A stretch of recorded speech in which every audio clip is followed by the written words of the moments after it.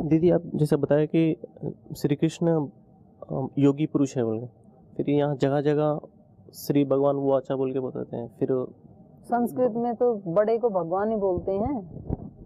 हमारे ब्रह्मचारी जब महाराज जी को संबोधन करते हैं तो नमोस्तु भगवान ऐसे बोलते हैं। भग कहते हैं ऐश्वर्य को, और जो ऐश्वर्य वाला है वो भगवान श्री भगवान वाचे, इसमें कोई आपत्ति नहीं आएगी। क्योंकि वो कुछ चीजें हमने ऐसे रूढ़ बना लिए ना कि भगवान का मतलब तो केवल एक ईश्वर ही होता है, ऐसा नहीं। बहुत लोग तो हमारे को वो लिख के भेजते हैं कि आपके यहाँ बड़ा गड़बड़ घोटाला होता है, उसी को आप लोग भगवान बोल देते हो, कभी ईश्वर बोल देते हो, ये सब अलग अलग हैं। तो ठीक है, शब्दों के अलग अलग अर्थ हैं, लेकिन वो प्रयोक्ता कब किस शब्द का किस अर्थ में प्रयोग कर रहा है।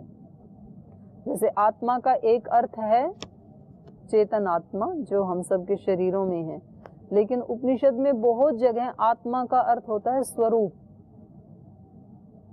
शरीर आत्मा, शरीर का स्वरूप, इंद्रिय आत्मा, इंद्रिय का स्वरूप।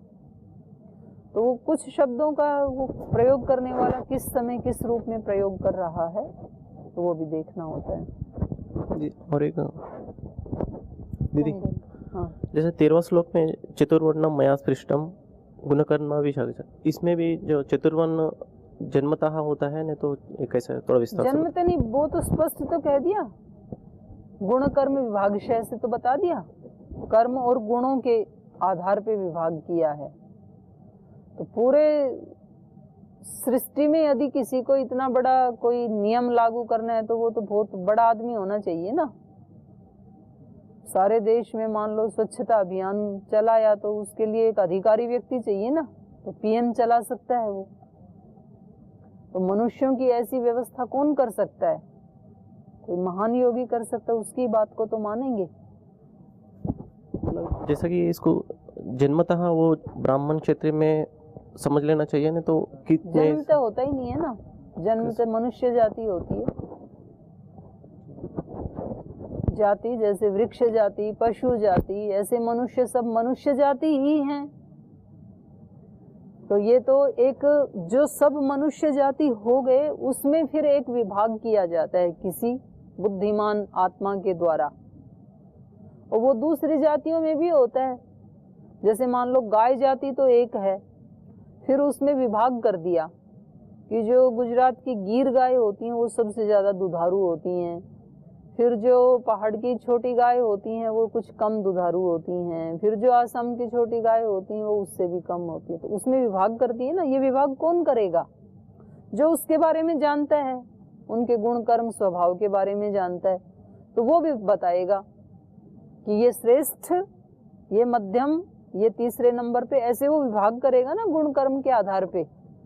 तो ऐसे ही जो सब मनुष्यों की प्रकृति को जान रहा है वो बताएगा भाई ऐसे ऐसे जिसमें गुण कर्म स्वभाव है इनको हम ब्राह्मण कहेंगे, ऐसे ऐसे जिनके गुण कर्म स्वभाव इनको क्षत्रिय कहेंगे। तो सब आत्माओं के अलग अलग संस्कार हैं, और कभी तो एक ही आत्मा में मल्टी संस्कार होते हैं, उसमें फिर उत्कृष्टता देखी जाएगी। ऐसा नहीं है कि किसी आत्मा में एक ही प्रकार के होते हैं। मान लो क्षत्रिय है तो ये थोड़ी वो हमेशा झगड़ा ही करता रहता है, वो भी पढ़ता है, स्वाध्याय भी करता है, ध्यान भी करता है, जप भी करता है, लेकिन अधिकता उन संस्कारों की ज्यादा है, प्रधानता से कही जाती है ये। जैसे कहा जाता है ना कि ये गांव तो ब्राह्मणों का है, तो इसका ये मतलब थोड़ी है कि ब्राह्मण जाति के अलावा और कोई वहां रहता ही नहीं है।